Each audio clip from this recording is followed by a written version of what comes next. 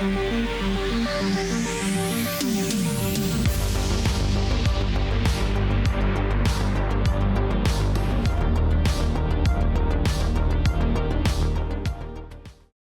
afternoon, everyone. My name is Mabadeje. I'm a product guy from Cisco. So my presentation is going to be a little more producty than techy, but I think you're going to enjoy it. So I've been at Cisco working on AI for the last 3 years, and I work in this group called Outshift. So Outshift is Cisco's incubation group. Our charter is to help Cisco look at emerging technologies and see how these emerging technologies can help us accelerate the roadmaps of our traditional business units.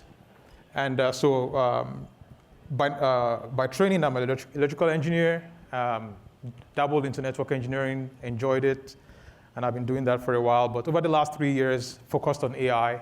Our group also focuses on quantum technology, so quantum networking is something that we're focused on. And if you want to learn more about what we do, we're Outshift at Cisco. You can learn more about that. So for today, we're going to dive into this real quick. And like I said, I'm a product guy, so I usually start with my customers' problems, trying to understand what are they trying to solve for, and then from that, work backwards to us creating a solution for that. So as part of the process for us, we usually go through this incubation phase where we ask customers a lot of questions, and then we come up with prototypes, we do A testing, B testing, and then we kind of deliver an MVP into a production environment. And once we get product market fit, that product graduates into the Cisco's businesses. So this customer had this issue. They said, when we do change management, we have a lot of challenges with failures in production. How can we reduce that? Can we use AI to reduce that problem? So we double-clicked on that problem statement, and we realized it was a major problem across the industry. I won't go into the details here, but it's a big problem. Now, for us to solve the problem, we wanted to understand, does AI really have a place here, or is just going to be rule-based automation to solve this problem? And when we looked at the workflow, we realized that there are specific spots in the workflow where AI agents can actually help address a problem. And so we kind of highlighted 3, 4, and 5 where we believe that AI agents can help increase the value for customers and reduce the pain points that they were describing. And so we sat down together with the teams. We said, let's figure out a solution for this. And so this solution consists of 3 big buckets. The first one is the fact that it has to be a natural language interface where network operations teams can actually interact with the system. So that's the first thing. And not just engineers, but also systems. So for example, in our case, we built this system to talk to an ITSM tool such as ServiceNow. So we actually have agents on the ServiceNow side talking to agents on our side. The second piece of this is the multi-agent system that sits within this application. So we have agents that are tasked at doing specific things. So an agent that is tasked as doing impact assessment, doing testing, doing reasoning around potential failures that could happen in the network. And then the third piece of this is where we're going to spend some of the time today, which is the network knowledge graph. So we have the concept of a digital twin in this case. So what we're trying to do here is to build a twin of the actual production network. And that twin includes a knowledge graph plus a set of tools to execute testing. And so we're going to dive into that in a little bit. But before we go into that, we had this challenge of, okay, we want to build a representation of the actual network. How are we going to do this? Because if you know networking pretty well, networking is a very complex technology. You have a variety of vendors in the customer's environment, variety of devices, firewalls, switches, routers, and so on. And then all of these different devices are spitting out data in different formats. So the challenge for us was, how can we create a representation of this real-world network using knowledge graphs in a data schema that can be understood by agents? And so the goal was for us to create this ingestion pipeline that can represent the network in such a way that agents can take the right actions in a meaningful way and predictive way. And so for us to kind of proceed with that, we had these 3 big buckets of things to consider. So we had to think about, what are the data sources going to be? So if you, again, in networking, there are controller systems, there are the devices themselves, there are agents in the devices, there are configuration management systems. All of these things are all collecting data from the network, or they'll have data about the network. Now, when they spit out their data, they're spitting it out in different languages, Yang, JSON, and so on. Another set of considerations to have. And then in terms of how the data is actually coming out, it could be coming out in terms of streaming telemetry, it could be configuration files in JSON, it could be some other form of data. How can we look at all of these three different considerations and be able to come up with a set of requirements that allows us to actually build a system that addresses the customer's pain point again? And so the team, from the product side, we had a set of requirements. We wanted a system that, a knowledge graph that can have multimodal flexibility. That means it can talk key value pairs, you understand JSON files, you understand relationships across different entities in a network. Second thing is performance. If an engineer is querying a knowledge graph, we want to have instant access to the node, information about the node, no matter what the location of that node is. That was important for our customers. The second thing was operational flexibility. So the schema has to be such that we can consolidate into one schema framework. The fourth piece here is where the RAG piece comes into play. So we've been hearing a little about graph RAG for a little bit today. We wanted this to be a system that has ability to have vector indexing in it, so that when you want to do semantic searches, at some point you can do that as well.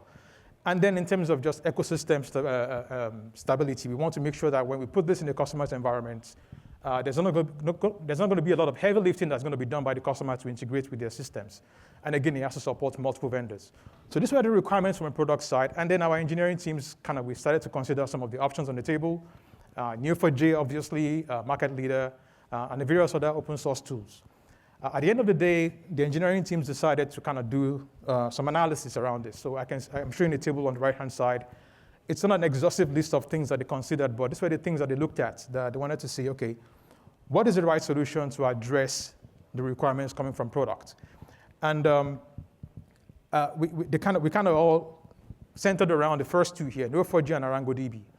But for historical reasons, the team decided to go with ArangoDB because we had some use cases that were in the security space. That was a recommendation system type of use cases that we wanted to continue using. And so, but we are still exploring the use of Neo4j for some of the use cases that are coming up as part of this project. So we settled on ArangoDB for this, and we eventually came up with a solution that looks like this. So we have this knowledge graph solution. This is an overview of it. On the left-hand side, we have all of the production environment. We have the controllers, the Splunk, which is a SIEM system, traffic telemetry coming in. All of them are coming into this ingestion service, which is doing an ETL, transforming all of this information into one schema, OpenConfig. So OpenConfig schema is a schema that is designed around networking primarily. And it helps us because there's a lot of documentation about it on the internet, so LLMs understand this very well. So this setup is primarily a database of networking information that has OpenConfig schema as a primary way for us to communicate with it. So natural language communication through an individual engineer or the agents that are actually interacting with that system. And so we built this in the form of layers. So if you're into networking again, there is a set of entities in the network that you want to be able to interact with. So we have layered this up in this way such that if there's a tool call or there's a decision to be made about a test, for example, let's say you want to do a test about configuration drift, as an example. You don't need to go to all of the layers of the graph. You just go straight down to the raw configuration file and be able to do your comparisons there. If you're trying to do like a test around reachability, for example, then you need a couple of layers. Maybe you need raw configuration layers, data plane layers, and control plane layers. So it's structured in a way that when the agents are making their calls to this system, they understand what the request is from the system, and they're able to actually go to the right layer to pick up the information that they need to execute on it. So this is kind of a high-level view of what the graph system looks like in layers. Now, I'm going to kind of switch gears now and go back to the system. Remember, I described a system that had agents, a knowledge graph, a digital twin, as well as natural language interface. So let's talk about the agentic layer. And before I kind of talk about the specific agents in this system, on this application, we are looking at how we are going to build a system that is based on open standards for all of the internet. And this is one of the challenges we have within Cisco. We are looking at a system, a set of collective, open source collective that includes all of the partners we see down here. So we have Outshift by Cisco, we have LangChain, Galileo, we have all of these members who are supporters of this collective. And what we're trying to do is to set up a system that allows agents from across the world. So it's a big vision that they can talk to each other without having to do heavy lifting of reconstructing your agents every time you want to integrate them with another agent. So it consists of identity, schema framework for defining an agent's skills and capabilities, the directory where you actually store these agents, and then how you actually compose the agents, both at the semantic layer and the syntactic layer, and then how do you observe the agents in process. All of these are part of this collective vision as a group. And if you want to learn more about this, it's on agency.org. And I also have a slide here that kind of talks about, there's real code actually that you can leverage today. Or if you want to contribute to the code, you can actually go there. There's a GitHub repo here that you can go to and you can start to contribute or use the data. There's documentation available as well, and there's sample applications that allows you to actually see how this works in real life. And we know that there's MCP, there's A2A. All of these protocols are becoming very popular. We also integrate with all of these protocols because the goal, again, is not to create something that is bespoke. We want to make it open to everyone to be able to create agents and be able to make these agents work in production environments. So back to the specific application we're talking about, based on this framework.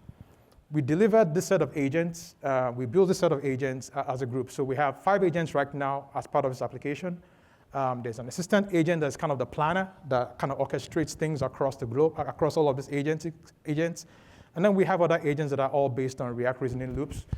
There's one particular agent I want to call out here, the query agent. This query agent is the one that actually interacts directly with the knowledge graph on a regular basis. We have to fine-tune these agents because we initially started by doing attempting to use RAG to do some querying of the knowledge graph, but that was not working out well. So we decided that for immediate results, we're going to fine-tune it. And so we did some fine-tuning of this agent with some schema information as well as example queries. And so that helped us to actually reduce 2 things: the number of tokens we were burning, because every time before that, the AQL queries were going through all of the layers of the knowledge graph, and in a reasoning loop was consuming lots of tokens, taking a lot of time for it to return results. After fine-tuning, we saw a drastic reduction in number of tokens consumed, as well as the amount of time it took to actually come back with the results. So that kind of helped us there. I'm going to kind of pause here. I'm talking a lot about, there's a lot of slide wear here. I want to show a quick demo of what this actually looks like. So tying together everything from the natural language interface interaction with an ITSM system to how the agents interact to how that collects information from knowledge graph and delivers results to the customer. So the scenario we have here is a network engineer wants to make a change to a firewall rule. They have to do that to accommodate a new server into the network. And so what they need to do is to, first of all, start from ITSM. So they submit a ticket in ServiceNow. Now, our system here, the UI I'm showing here right here is the UI of the actual system we've built, the application we built. We have ingested information about the tickets here in natural language. And so the agents here are able to actually start to work on this. So I'm going to play a video here just to make it more relatable. So the first thing that's happening here is that these agents, the first agent is asking that for the information to be synthesized in a summarized way so that they can understand what to quickly do. The next action that has been asked here is for you to create an impact assessment. So impact assessment here just means I want to understand, will this change have any implications for me beyond the immediate target area?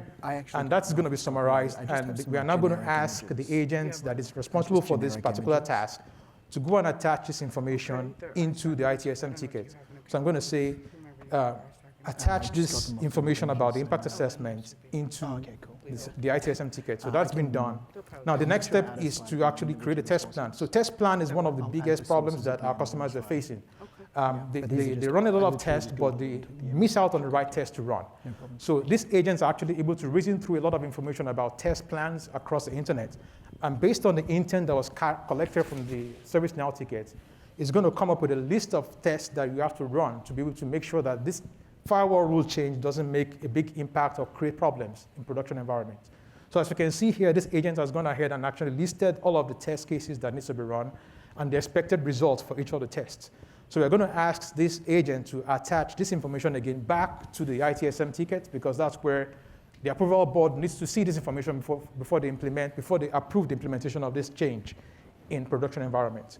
So we can see here that that information has now been attached back by this agent to the ITSM tickets. So two separate systems, but agents talking to each other. Now, the next step is to actually run a test on all of these test cases. So in this case, the configuration file that is going to be used to make the change in the firewall is sitting in the GitHub repo. And so we're going to do a pull request of that config file. I'm going to take that information. So this is the GitHub repo where we're going to do a pull request. We're going to take the link for that pull request and paste it in the ticket, in ITSM ticket. And so that when the execution agent starts doing his job, it's actually going to pull from that and use it to run this test. So at this moment, we're going to start running the test. We're going to ask this agent to go ahead and actually run the test and execute on this test. And so I have attached the change. Sorry, I don't have my glasses. I've attached my change candidates to the ticket. Can you go ahead and run the test? So what is going to happen here is if you look on the right-hand side of the screen here, a series of things are happening. The first thing is that this agent called the executor agent looks at the test cases, and then it goes into the knowledge graph, and it's going to go ahead and actually do a snapshot of the most recent visual, or most recent information about the network. It's now going to take the pull request that it pulled from GitHub, the snapshot it just took from the knowledge graph, is going to compute it together and then run all of the individual tests one at a time.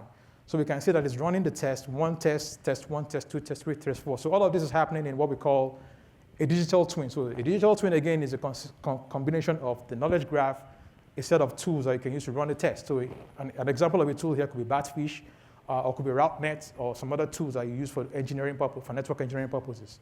So once all of these tests are completed, this tool actually this agent is going to now generate a report about the test results.